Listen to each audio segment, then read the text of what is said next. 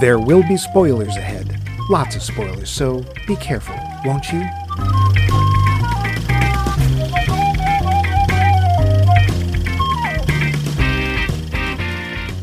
Welcome to another episode. Max Mike Movies. This week we find out foolish Max has not yet seen Robert Eggers' take on Dracula. 2024's Nosferatu is Parter series. I can't believe you not see that. Part 3, Rebelieve, is series old tradition in our country. Forgive old traditions is not enlightened like your world high learning. If you will just sign on dotted line, fine print mean nothing. Just sign. And then you may retire to listen to rest of episode Max Mike Movies, where this week we find out foolish Max, oh wait, is going around circles.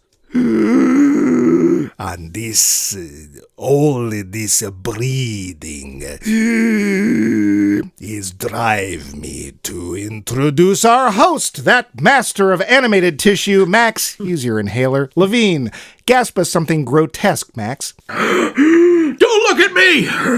Don't even look at me! Bobby! Okay. Awesome. And I'm his Renfield, his Man Tuesday for a hamburger today. Mike, rats aren't so bad if you cook 'em right. Loose. Nosferatu's the movie, but this game always starts with a little dive into our... Poll question. Mask? Mask, Mike Thank you, Mask Movies. Man. It's only been 332 Mask Man. episodes. I like that. Yeah. Max asked you all last week what your favorite Stephen King movie adaptation was. Those of you that answered did. And here we go. Vince is first, and as usual, he set aside any of his snow frolicking so that he might answer. He states, quote, Max freaked me out this week by talking about Casablanca. We just watched it a couple of days ago. My partner had never heard of it, and he loved it, and we were so amazed at how pertinent it was for current events. The film is so good in so many ways, but we saw it as how different people reacted to and fought against fascism, and how sometimes doing the right thing supersedes personal desire. I am always in tears when they sing La Marseillaise, even before I knew much of the extras were actual refugees. In any case, Carrie is likely my favorite King adaptation, followed by The Shining. Others are good, like Stand By Me and Apt Pupil, but so many others are, let's say, subpar, end quote. Let's say that indeed. That's a nice way to put it. He is going to Looking at you, Maximum Overdrive. He is going to scare the hell out of you. Thanks, Vince, and keep flipping those penguin burgers. Over at the Facebook, Regan McStravick was first up with, quote, if we count his pseudonym work, probably Shawshank. That, Stand By Me, and Apt Pupil are all his under the Richard Bachman moniker. All good films. The Kingdom Hospital series was good too, with a bit more of a standard Stephen King vibe. End quote. I did not know that about those particular books. Thanks, Regan. Did you know those were Bachman books? I did. I remember I read the series different seasons, and I believe his name was still on there. Oh, weird. As Bachman. Yeah, that's right. Richard Bachman. Well, that, of course, is when he left the group Bachman Turner Overdrive. Exactly. Or is it Bachman Turner Maximum Overdrive? Yeah. I think it's Bachman, Turner, Joe Frank, and Reynolds. Oh, yeah.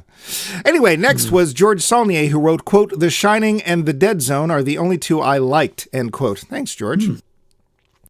Dr. Rebecca Pelkey answered, quote, Stand By Me, though I really want to say a TV miniseries, The Stand, from the 90s, not the recent remake, end quote. And say it you did. Thanks, Becca. Did you see that miniseries? MOON. That spells miniseries. Huh? I did. I liked it. Oh, well, there's a character in there. I actually can't remember the character's name. He's played by this big ex-football player, and he's supposed to be somewhat mentally challenged. And he's just upset every time he tries to spell something. It's always MOON. That spells gunpowder. or Rhode Island. Such. Well, or Rhode Island. Yeah. Or at the very least, we know that the moon will help us. Anyway, moving on. Nick Hoffman posted, quote, I'd have to go with Shawshanked. I liked The Shining, but it's not really King's view of the story. Stand By Me was, in my opinion, the first movie that got King right. Otherwise, so many disappointments, end quote. Can't disagree there. Thanks, Nick. Keith Wright gave us 3, quote, Shawshank Redemption, Stand By Me, and The Mist. Thanks, Keith. The Mist was creepy. But, was that a vampire film? I can't remember. No, if it's the one I'm thinking of, it's an alien, a cross rip from another dimension in Monsters. Is that the one where you can't leave out glasses of water or something? Or no, wait, that's no. You have to leave out glasses of water? Don't touch the glasses of water. Sign everywhere a sign. Yeah, not a sign of a good film. Oops. Richard Tatum simply answered, quote, what Keith said, end quote. Don't remember that novel. Oh, wait, I see what you did there. So clever. Thank you, Richard. Well, he's don't even say it. Nope, refining. I'm editing you out. Too late. Nope. No one will hear that. I am omnipresent. Nope. All right, where were we? Oh, yes. Kelly Cooper offered, quote, stop it. Fired. Kelly Cooper offered, quote, ooh, I have an unpopular opinion on this one. The Silver Bullet, end quote. Do you know that one? Oh, God. I've seen bits and pieces of it. The only thing I remember is I think Gary Busey is in it. I thought it was Gene Wilder and what's his name? No, that's Silver Streak. Oh, Richard Pryor. Richard Pryor. Yeah. That's Silver Streak. Oh, okay. Yeah, Silver Bullet's a werewolf story. Oh, yeah, that makes sense. There's a kid in a wheelchair, and his uncle is Gary Busey. So that's actually 2 major disabilities. Or is it Gary Busey? Oops. Ooh. Huh. Yeah, I don't know that one. I don't know. Interesting. Maybe it's good. Okay. Well, anyway, thanks, Kelly. Mike Dan submitted, quote, The Shining for sure, although the sister Zelda from the original Pet Cemetery still gives me the heebie-jeebies, end quote. Oh, it sounds like Zelda did her job then. Thanks, Weasel. Yeah, I guess so. I remember seeing that in the theater. I didn't see that's the one with the cool cat. I liked the cat. I remember that. I liked the cat. It's this really neat gray cat with orange eyes. Oh, wow. Yeah. And it had Denise Crosby in it, I think. Or was that Cujo? And I think Fred Wynn is in it too. Maybe. Lastly, that little red light is blinking, which likely means that's our old pal, well, Max's old pal Doris, and then she's left us a message. Not that old. Well, let's take a listen while Max mops up the drool. Hello, Mike Max Movies. Hi, Max. This is Doris Simple Meyer here to answer your poll question, which is, what is your favorite Stephen King movie? I have a confession. I don't have one, because on account of I don't like scary movies. So I have to say, I saw The Shining and I wasn't really scared. There is one book that he did that I would like to see as a movie and never happened, and I don't know why, and that's The Eyes of the Dragon. It's a really nice book. Of course, it's a little scarier than the average fairy tale for a little kid, but it's still a good book. So I would like to see that, and that would be my favorite if it ever happened. That's my answer. Hope you guys have a good week. I know Maxwell. I'll see you next week. Bye. Well, thank you, Doris. Apparently she doesn't like Stephen King films. Wasn't scared by The Shining, but she wants to see an adaptation of Eyes of the Dragon. I don't know that one. I tried to read that. It was, believe it or not, an attempt at a sort of children's book. I don't want Stephen King to write children's books. I think that's a terrible idea. Yeah. All right. Well, anyway, thank you for your answer, Doris. We always like to hear your little recorded ditties. But Max. Yes, we do. Stop that. It's your turn. Tell us, please, what is your favorite Stephen King movie adaptation? I gotta say, one of them is The Green Mile, which I really liked. I'm surprised nobody else mentioned that. I am too. I mean, it's really well done, and the acting is first rate. Other than that, yeah, The Shining, I think, is one of the more technically impressive, even though apparently King hates it. Yeah. He really didn't like the Kubrick version, and I can kind of see why, because it's like, I use the book as kind of a jumping off point. I mean, that's kind of how Kubrick works. But I didn't like it because I thought Jack Nicholson was a poor choice, because I never for an instant believe he isn't insane. And I think that's kind of important. Otherwise, I think it's a very moody, interesting film. But yeah. The descent into madness is less convincing when you start out on the bottom rung of the ladder. Well, it's less a descent and more of a step to the left. Yeah, and then a step to the right. Put your hands on your hips and get off that desk. No, I will. I will not. And what about you? What's your favorite King adaptation? I also liked Green Mile. I remember seeing it in the theater, and it's not an easy film to watch. It's not a perennial favorite, but it was well done, and I really enjoyed it. I mean, the same can be said for Shawshank. I've only watched it twice, once for this show. It's a really good film, but I really don't need to see it very often, because it's just... Yeah. It's hard. It's tough. It's an experience. But I really like Stand By Me. We have... River Phoenix doing an amazing job at age 12 in it. Will Wheaton and Wesley Crusher, he's good. Well, he is. I feel really badly because it turns out he didn't even want to be an actor. His parents forced him into doing it. But I got to say, he gives a great performance in that film. And so does, we have one of the Coreys, Corey Haim, who does good. And Jerry, I can't remember Jerry's last name. But Orbach. No, definitely is not Jerry Lewis? Orbach. No. Anyway. I know who you mean. Yeah. And the round-headed kid. I totally buy that film. And I think the kids did. Usually kids I'm not that interested in watching, but I believed the kids. My sister, when she tried to watch, she said, the kids are so serious. And it's like, yeah, little boys are that serious. That's how it goes. Especially when they're talking about Mighty Mouse versus Superman. We take that stuff really seriously at that age. Or Annette's sweater in Mickey Mouse Club. But yeah. Anyway, as always, we thank you for your answers as they really brighten up our show, make us smile, think and learn all about love all over again. So why not answer another one of these little queries? We'd like to know, what is your favorite horror movie and why do you like it? And don't say Little Shop of Horrors. Tell us in ways that, well, they'll come at the end of the show. But for now, we'd like to take you on a trip down the lazy river.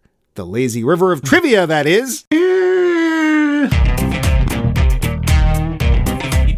The facts. Nosferatu's budget was $50 million. Not huge, not small. Just right. Just right. Take. Well, seems Mr. Eggers managed that Hollywood holy ground. $181 million is the current take, and good for him for what's essentially an art film. Because he made over 3 times, and that's what you want to do to be a success. I'm sure we'll be seeing Nosferatu 2, the re-Nosferatuing. No, he's got another project, and I was like, oh, that sounds really interesting, and I can't remember what it is. But, yeah. Count Orlok's castle was a real castle, and its exteriors were shot at a real Romanian castle in Transylvania called Corvin Castle, or were they filmed at Pernstein Castle in the Czech Republic? It's hard to say as the source cited both. If the latter, it's also where Werner Herzog shot his version of Nosferatu in 1979. That being said, none of the interiors of the castle, the city, the shoreline, or the houses were real. They were all sets built from scratch. Oh, wow. I watched a little documentary because I was like, oh, where did was this like maybe it's in Poland, maybe it's like, no. I mean, it is in Prague, but none of it is real. None of it. It took star Bill Skarsgård 6 weeks of practice and listening to his own voice to get that perfect, raspy death rattle voice of his. He likened it to Tibetan throat singing. He was also trained to lower his voice a full octave. So, good for him. Wow. Now, Max, I have a question for you. When is snow not snow? When it's asbestos. No. Well, yes and no. Okay. Well, in the movies, it's most of the time, and this film is no exception. When it came to film the falling snow... shaved coconut? Nope. Director Robert Eggers chose to use an old Hollywood favorite, frozen potato flakes. Enjoy! I mean, at least you could eat them, right? Frozen potato flakes. Yep. Hey, it worked. That's nice. So you finish shooting, you scrape them up, you got mashed potatoes. Yeah. I'm sure there was plenty of... Well, we'll get to this a little later, but...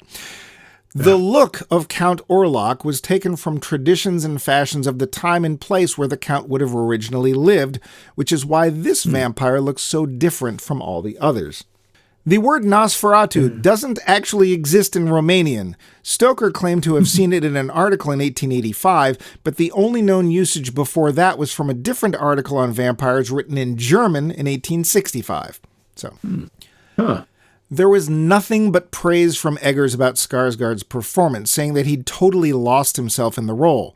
Skarsgård himself said it was so intense, he found the evil he portrayed terrified even him, and that he'd never play that evil a character again.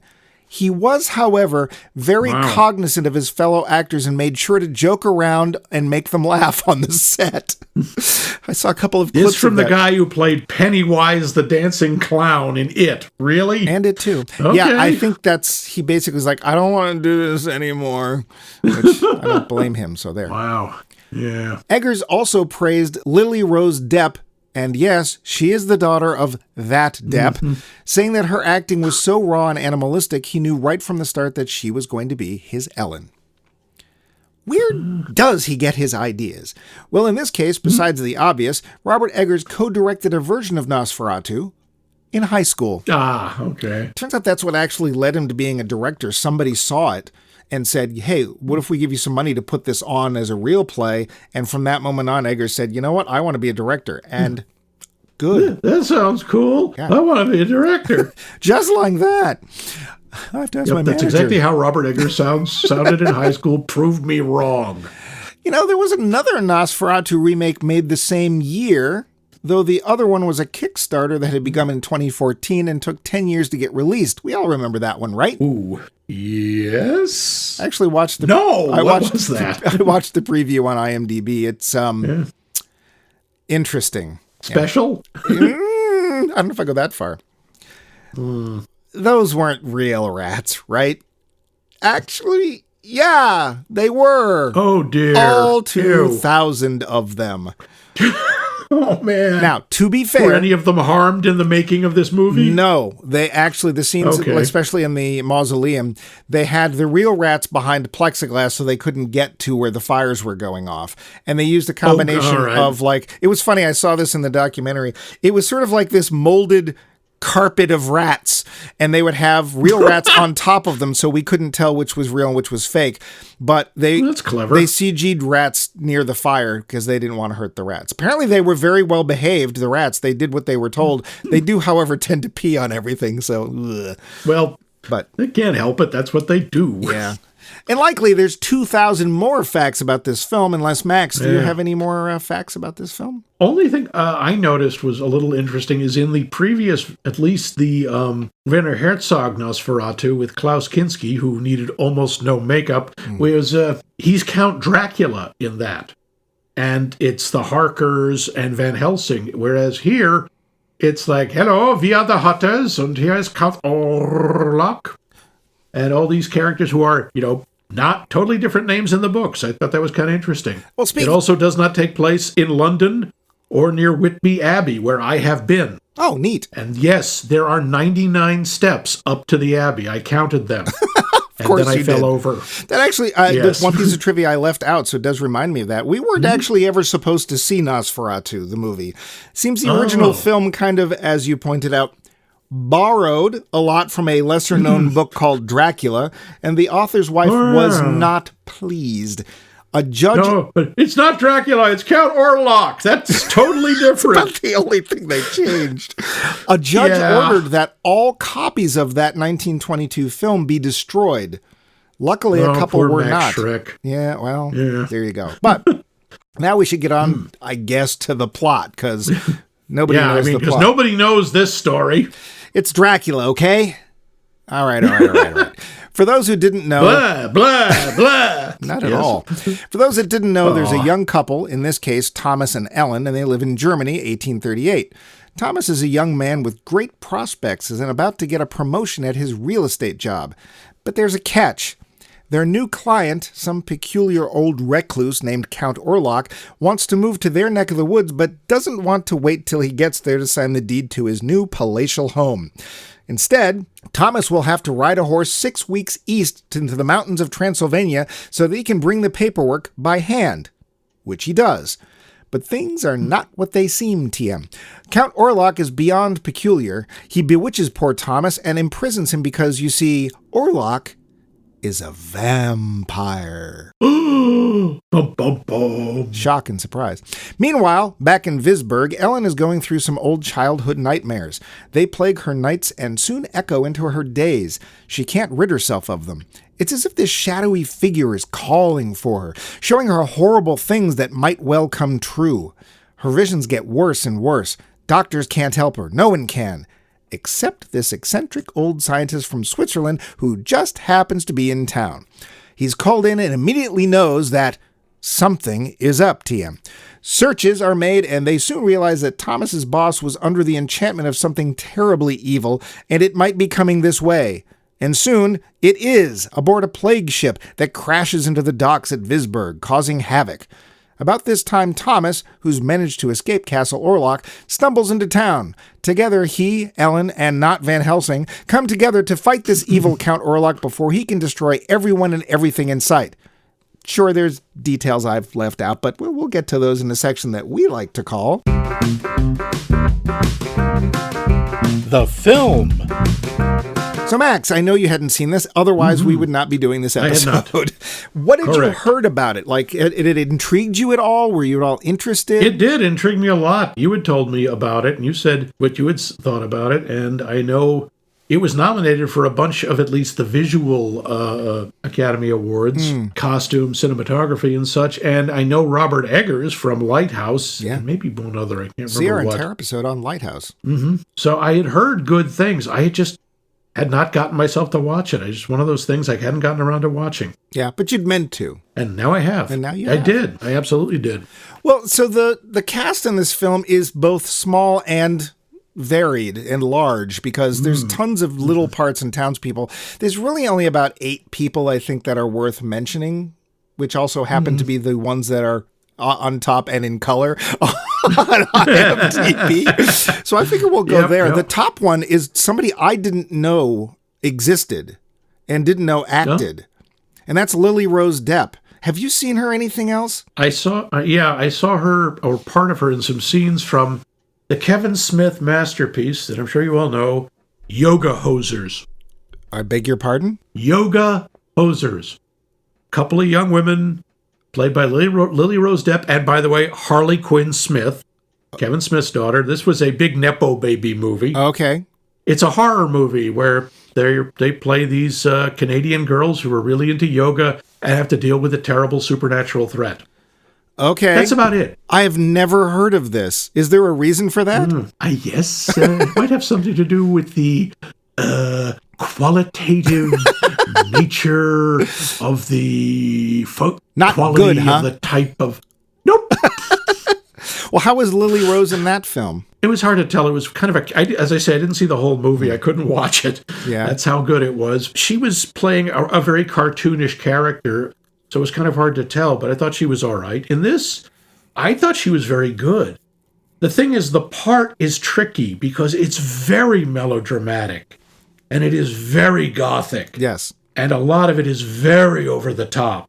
But that is not her. That is very clearly the script and the thing that Eggers is going for. And the thing is, she manages it very well. I think she never becomes a cartoon. You can understand why her friends find her annoying, but you can absolutely sympathize with her. And really, she's the central conflict of the movie. Right. In ways that I don't think have been portrayed nearly as concretely or understandably in other Dracula films. Like Probably not. I mean, we sometimes get the idea, she resembles his original wife who died when he did, and that's why he's interested in her. But that was only Francis Ford Coppola. No one else has done that. I know, but it is a major version of that story. In this one, it's something much more twisted and quite honestly evil. Dracula in a lot of these films isn't so much evil as he is alluring. And this, well, we'll get to him, but I thought she was fantastic.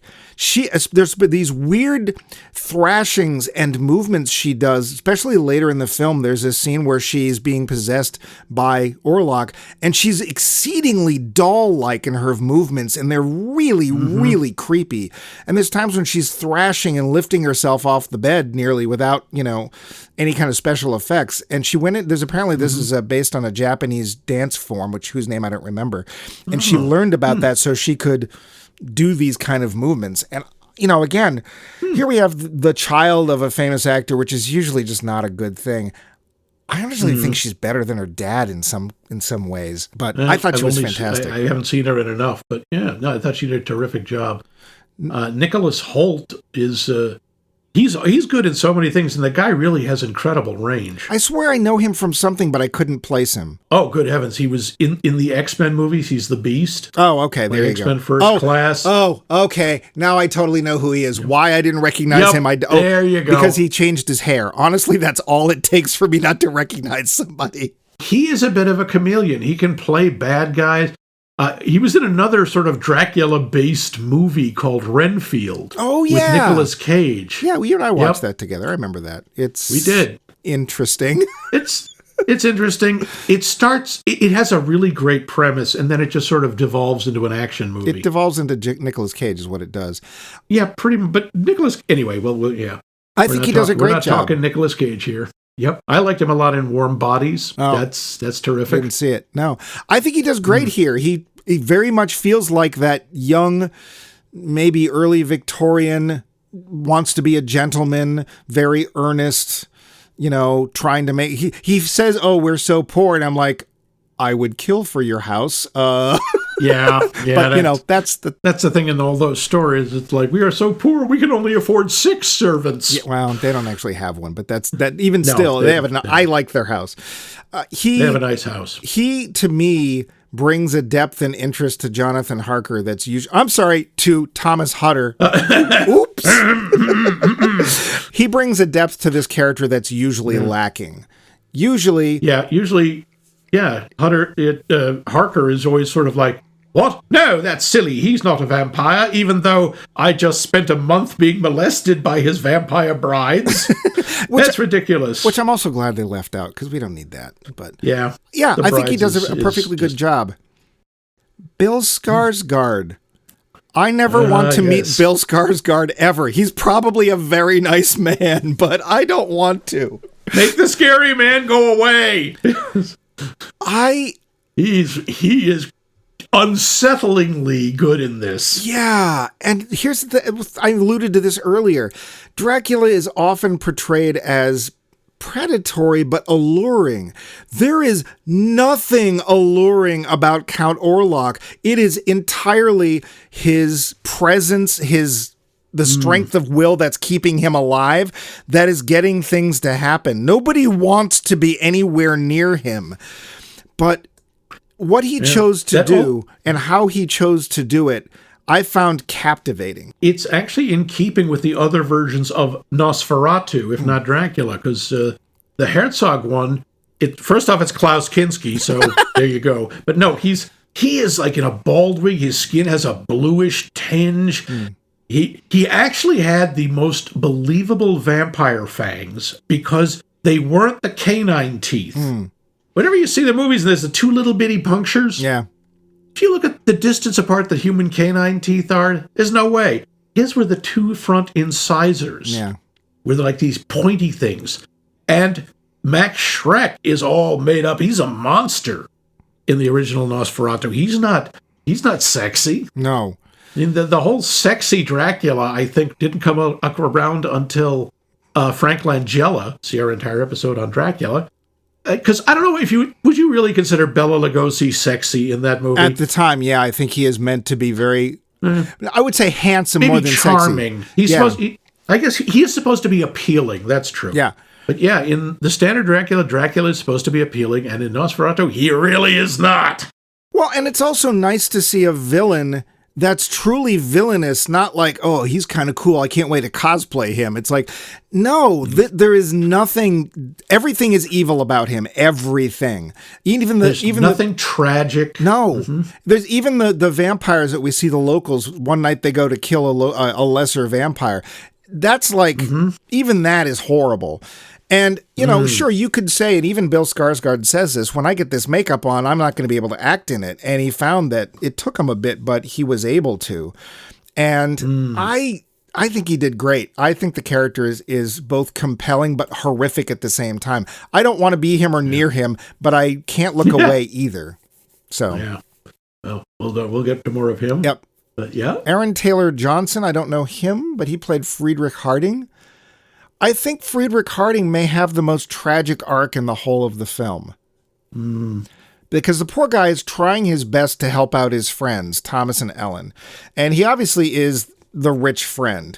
And Thomas is indebted to him, and Friedrich is like, yeah, don't worry about it. Just go off, do this, you'll get your promotion, pay me back whenever, I don't care. We'll watch over your wife. She's a little weird right now. Oh, she's a lot weird. Oh, she won't shut up. Okay, I'll be nice, I'll be nice. Okay, now you're insulting me for letting you stay. You need to leave. And he's doing his best, but then, of course, he loses everything for no reason at all, except that he'd been nearby to Helen, and they were important to her. And at the end, he can't take it anymore, and yeah, I think he does a really good job. He does. I think, and again, he plays it. He could make the character a real jerk if he wanted, and he has some jerky moments. But a lot of it is you can, remember your place. You're a woman, which is a big theme in this. Right. But it's quite obvious, like, well, that's what he's been taught. That's what everyone thinks. Yeah. And I think he does a terrific job. Willem Dafoe as Van Helsing. Oh, scary! Von Franz. It's not Von Franz. Yes. It's Van Helsing. That's right, Werner von Franz. Yeah. Well, of course, Willem Dafoe's like, oh yeah, Dracula. I've been here before. I actually think he's a nice little breath of, I don't want to call it levity, but he kind of lets some air out of the film when he shows up. He's much more energetic. Everyone else is part of it is all the characters are either sick or dying or very low energy or very repressed. Or gothic. And he is, or gothic, very gothic, and he is bouncing around. I want to talk later about why this is not a gothic film at all. Yeah. He's just energy, and he also has a certain sense of the absurd. I think he was a lot of fun. I thought he was a really interesting character, and I wish he had been in more of it. Yeah. But I can understand why he wasn't. But it's like, I like salt, but I can't have that much. Yeah. Emma Corrin is Anna Harding. I think she does a fine job. I don't think hers is a major character, but I totally believe it when she's possessed and killed. And I felt so bad. Those were real rats on her, just so you know. Ew.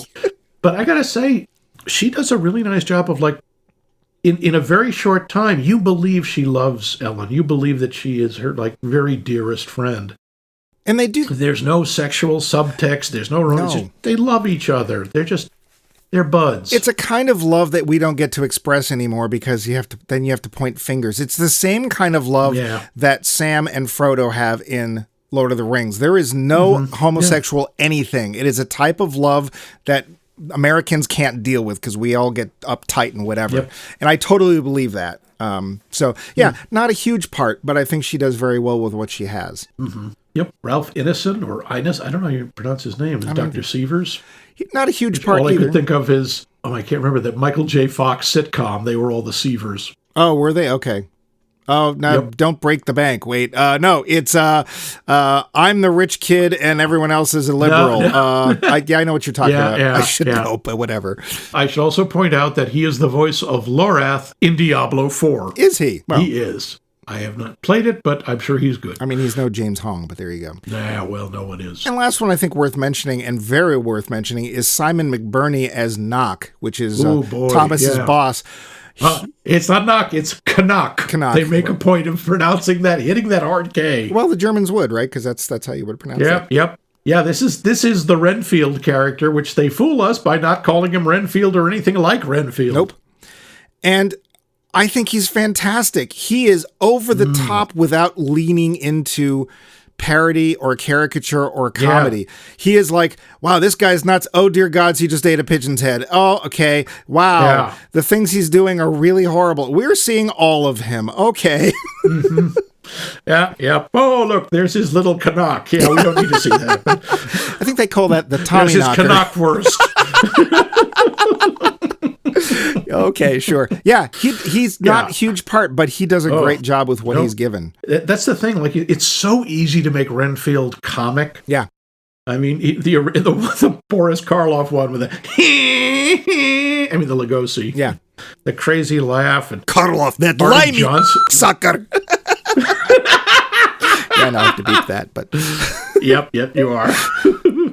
Yeah, the cast is really good in this. It really is. It's a terrific cast. Yep. So earlier you mentioned something about how this is not a Gothic movie at all. Would you please explain that? Because you probably understand the term a lot better than I do. If you're looking particularly at the literature and the drama of the 19th century, which is where the Gothic era came from, one thing, and you see this even today with the new Goths, like the kids, everything in it is very clean.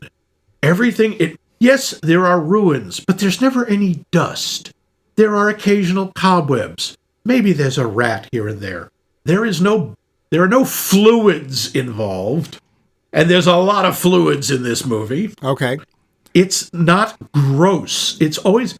Goth is very sanitized. Okay. It's all very macabre and very stylized, but it doesn't show you what goes with the rest of it, which is, rats everywhere and, open sores and gross stuff. And this movie does not shy away from that. So it's a goth setting, but it's like, oh, you think this is cool? You think goth is all nice and fun? Look at this! So would you call it Goth Nouveau? I would call it goth realism. It killed me because I was absolutely certain. I actually looked up the trivia first, and then I was like, oh, there is a little extra features documentary in the making. I'm going to go watch that. And when I read that they had shot scenes of the exterior of the castle in either Romania or the Czech Republic, I was like, oh, they must have used some of the interior too. And then I watched the documentary. It's like, no, none of it. They built it. They built it. Everything. And it's That's impressive. There is not one moment where I thought there was any sets involved, because there's a lot of places in Eastern Europe that still happen. Even in England, there's like in York, especially the Shambles still has these little medieval-ish streets where everything's really close together and sagging and about ready to fall down. It's like, they just found the great city. No, they couldn't find one, so the hell with it. We'll just make one. So wow. I was totally drawn in by the scenery. Apparently the village that they get to, there was an actual, think of trying to think of an American version of this, Sturbridge Village. So Sturbridge Village in Massachusetts is quite honestly, utterly made up. A late 18th, early 19th century New England town. And, people there are dressed like that. Or Plymouth Plantation, same thing, except that was actually on the site.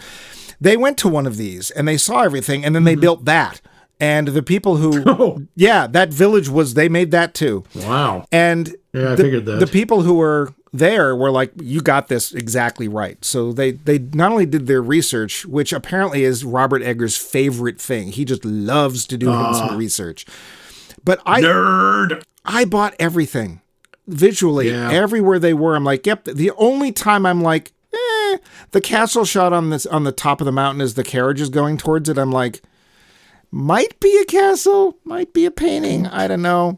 But I thought visually, for the locations, everything worked really well. Yeah, no, absolutely. I think the cinematography was remarkable too.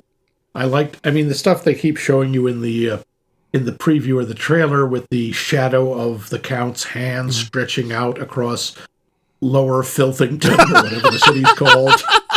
Well, that's the translation, of course, but, to be fair, it's actually not really Lower Filthington until the rats show up, and then it's really Lower Filthington. No, that's true. But the village where he gets his horse stolen, that's really Lower Filthington. Oh, okay. And yes, nice, a little nod to the fact that there's always Romani in either the Dracula movies or the werewolf movies, or both. Well, but the cool thing here is that these are the good guys. They're out taking down lesser vampires and stuff.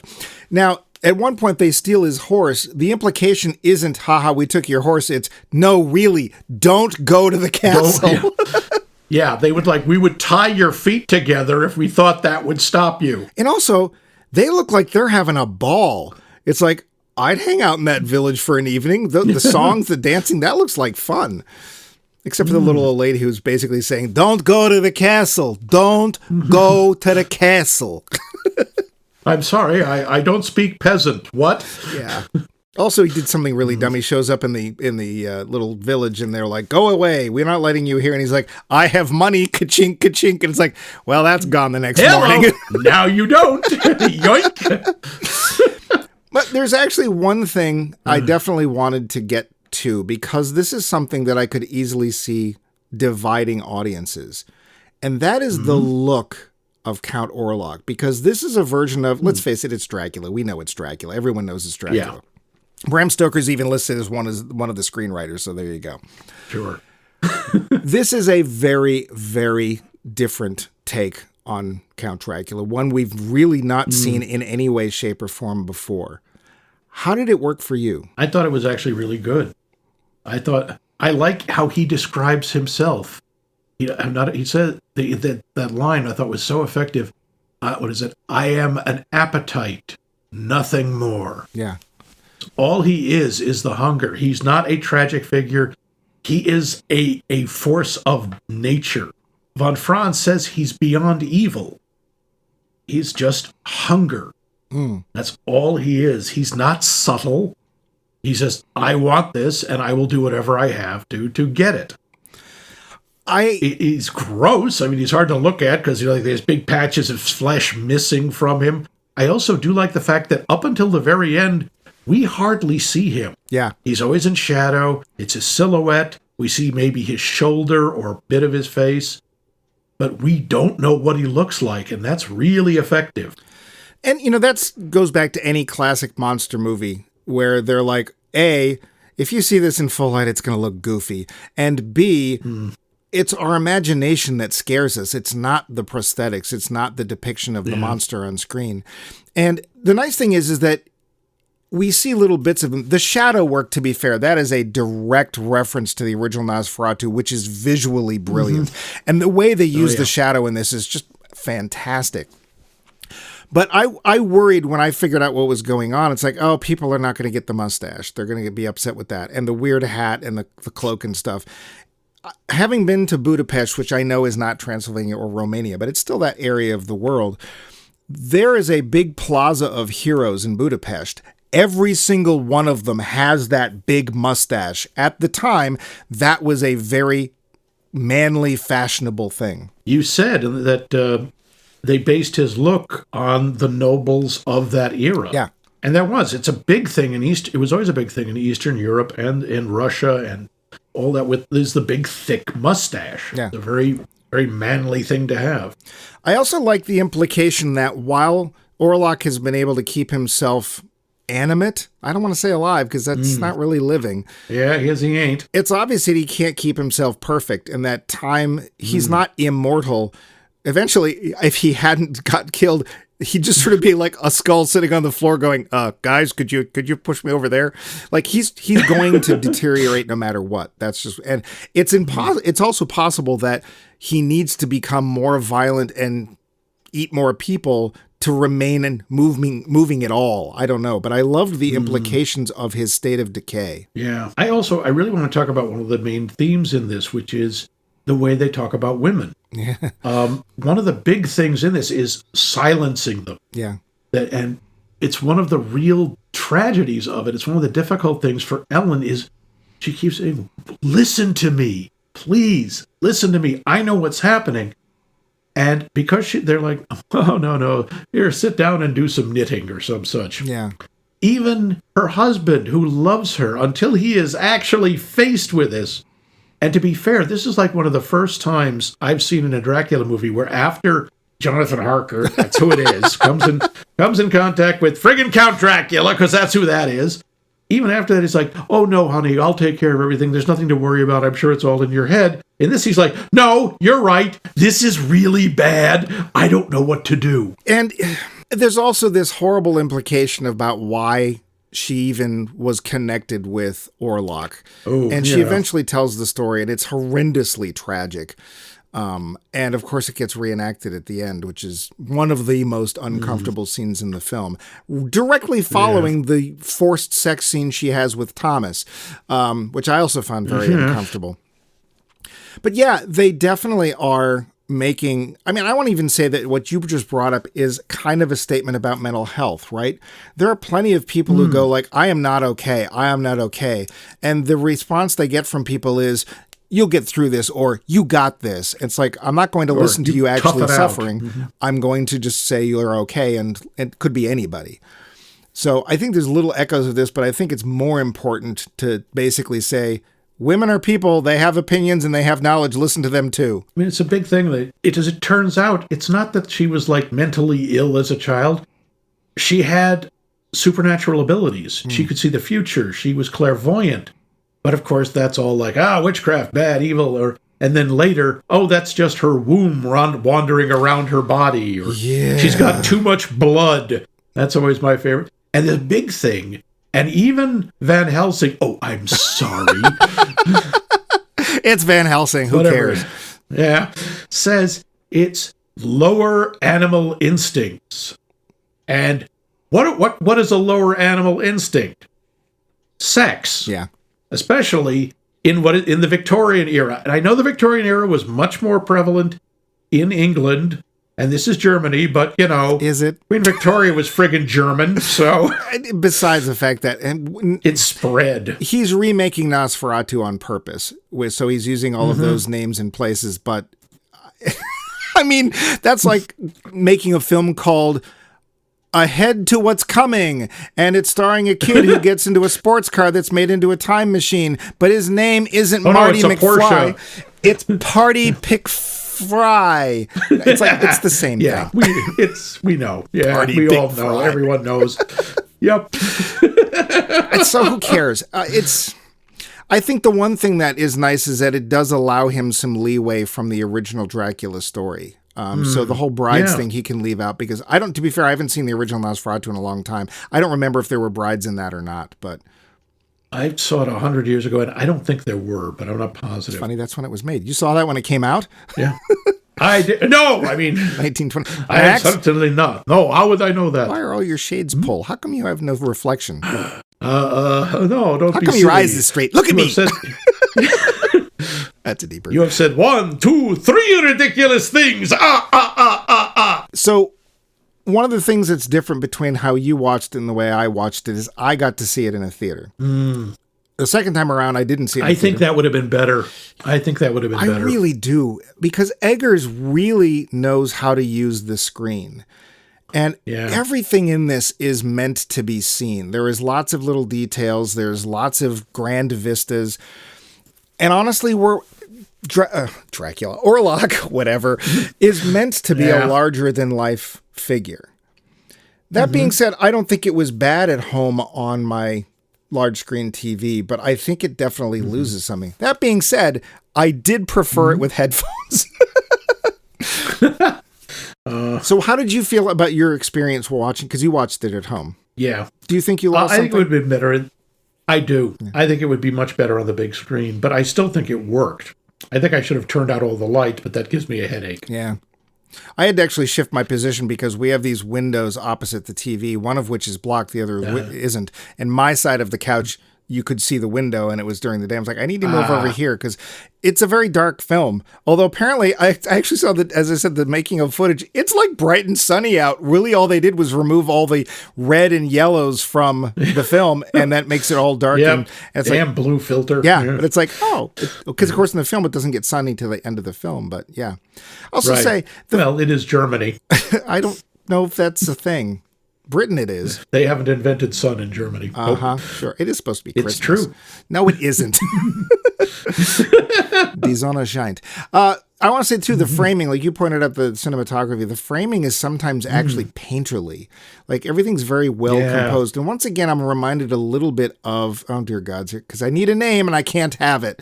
Asteroid City, Grand Budapest Hotel. Wes Anderson. Wes Anderson. I'm reminded of Wes Anderson, not because I think that he's in any way aping, but there are times when you are direct on with the characters and they are facing right from the center of the screen, or there's two characters on either side. But in his case, it's because you're supposed to look past them and see what's going on behind, which kind of harkens back to another director that we both like, which is Robert Altman. And Robert Altman would often have stuff going on that he wanted you to see, even though it wasn't the main character speaking. Yeah. So the fact that this is, I think, only his fourth major film, because I think there was something like that. The Witch, The Norseman, Lighthouse, and this. I could be wrong, but I'm dying to see what he does next. Oop, I'm giving it away. But yeah. What do you got left for notes before we get to that final part where we give it away? I was very happy to see that the cat Greta survived. I was worried. Hey, it's a big deal when the cats make it. I like that there were so many kitties, and like Von Franz has a whole room full of cats that he apparently travels with. I got that, and I also got one other thing. Well, wait, before you move on, something I didn't get about the cats, and this was actually meant to be a visual metaphor. All the good guys have cats, the bad guy has rats. I totally didn't get that. Yeah, of course, good people own cats. What else? Yes, that's just a given. And of course, there's one point where the cat literally jumps up and goes "Woo!" and appears on the bed. That was my favorite part. Yep. I also have to say, I know the trip by boat is a big part of the novel, going on what is not the Demeter here, as he kills the crew. There is no reason to take a boat from Transylvania to Germany. No. In fact, Transylvania is landlocked. How did he get on the... Anyway, that's just silly. That's fair. But what else is fair is that we get to the end of the show where we actually tell people what we thought of the film. The finish. So, Max, you had been meaning to see this. I told you about what I thought. You'd seen reviews. Yep. What did you think of Nosferatu? I think it's really good. I think it's the best Nosferatu I've seen. I don't know if it's the best Dracula, but it's certainly up there. They capture the entire oeuvre, the whole genre, really well. It's very stylized. I mean, the acting seems a little over the top at times, but because they are trying to duplicate a different time and a different way of doing things and a different way of delivering dialogue. And I gotta say, it's kind of nice that they don't try to update it too much or have it turn out that Dracula has daddy issues or... Yeah. Mm-hmm. Yeah, I think it's really well done. And I think the acting is first rate. I think it looks great. Just out of curiosity, what Dracula adaptation would you put up next to it or above it? Dead and Loving It? I still have a soft spot for Love at First Bite, but I don't know. I couldn't pick one, but I think this is certainly up there. What about you? I mean, I know what you thought because you told me. Yeah, I did. But tell them. I saw this with a couple of friends, Matt and Haley. Hi, Matt and Haley. I actually really enjoyed going out to see it with them. It was in December, I think. And I think it was it just before Christmas? I think it was. And technically, this is a Christmas movie because it takes place around Christmas. Sure, they got a tree. They do. And I don't know about you, I'm sitting there going, it's going to catch fire. It's going to catch fire. Yeah. It's actual lit candles on it. They're all going to burn to death. Yeah. Apparently that was actually a worry for like a lot of the sets because they're all lit by candlelight. And even Willem Dafoe's like, this thing's going up. I actually liked the film even better the second time. For something that's gothic, for something that's honestly not very quickly paced, there's like not really a lot of quote unquote action in this film. I was intrigued the whole time. It's over 2 hours long. It's like 2 hours and 18 minutes or something like that.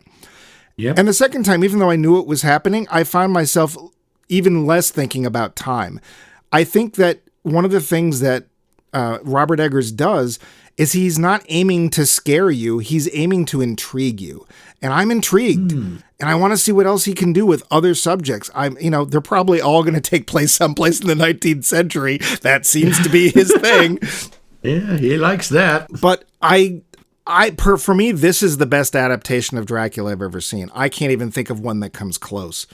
We did that whole series we did 3 Dracula films, and the Lugosi one is a product of its time. It felt more like a play. It was okay.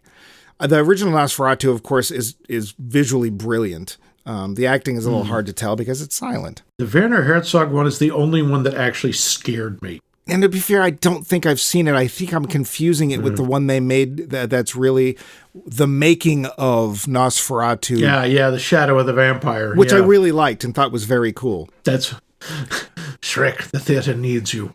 But the fact that you're saying that you were scared by a Herzog film, quelle surprise.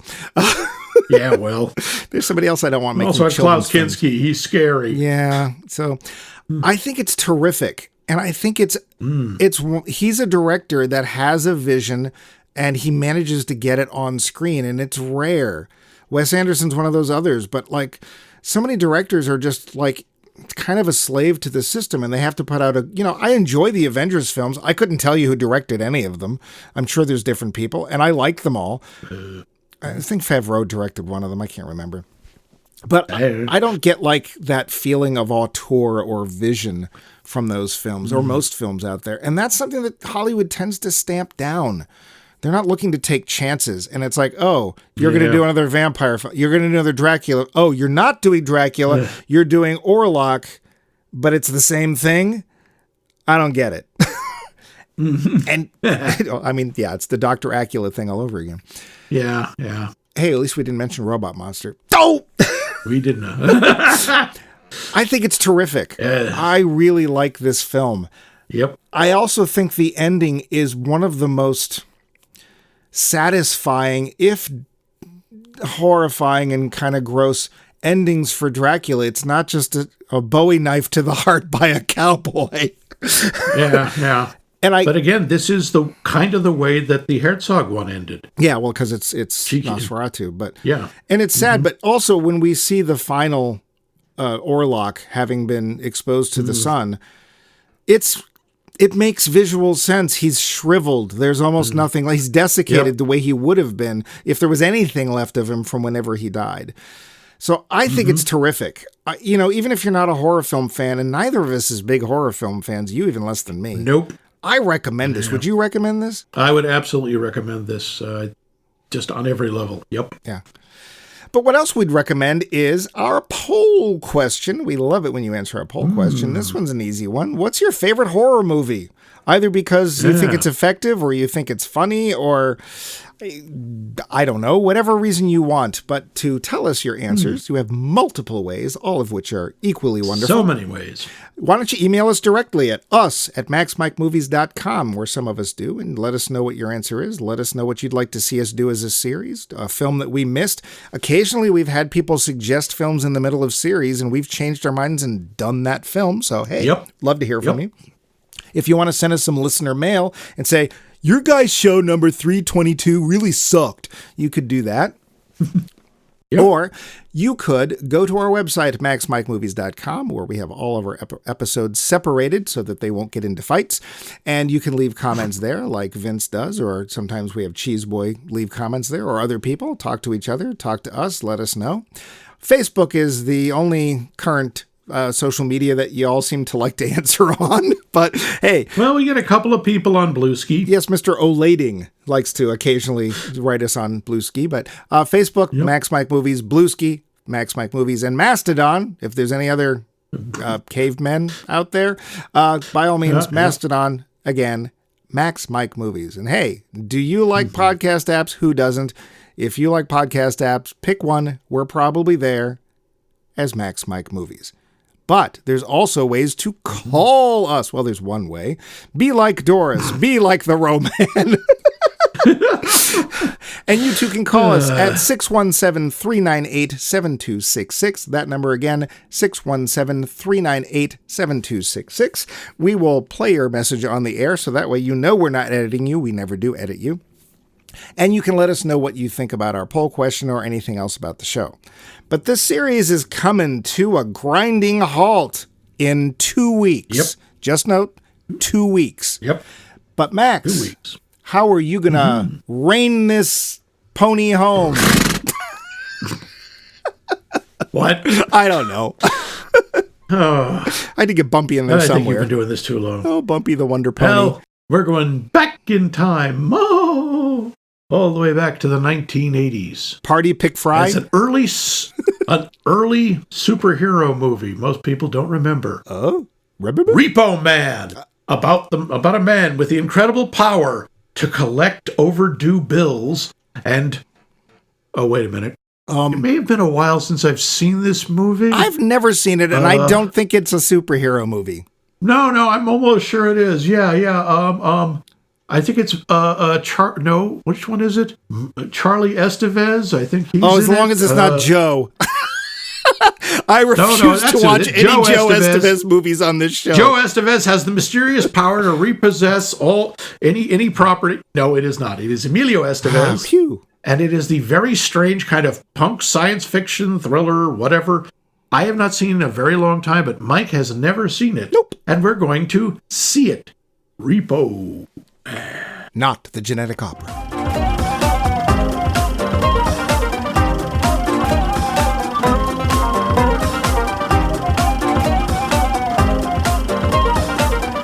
This has been a co-production of The Voice of Max and The Movie Wrench.